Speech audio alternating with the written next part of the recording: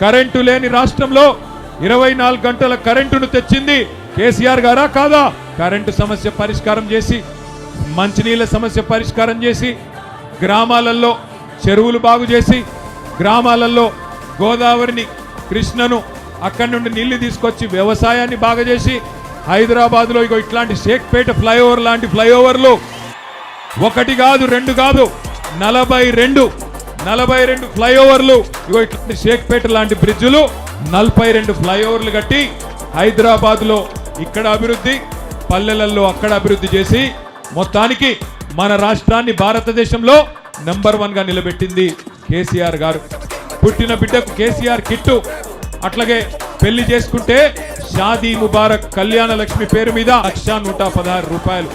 ఆడబిడ్డ పుడితే 13,000 ప్రభుత్వ ఆసుపత్రిలో, మగబిడ్డ పుడితే 12,000 రూపాయలు. అందరినీ ఆదుకున్నది కేసీఆర్ ప్రభుత్వం. 200 రూపాయలు ఉండే పెన్షన్ కాంగ్రెస్ ప్రభుత్వంలో దానిని 2,000 రూపాయలు చేసింది కేసీఆర్ గారి ప్రభుత్వం. ప్రతి ఒక్కరికి ఏదో ఒక రకమైన మేలు చేసే ప్రయత్నం చేసింది తప్ప ఎక్కడ కూడా పొరపాటున ఎవరికి నష్టం చేయలేదు కేసీఆర్ గారు.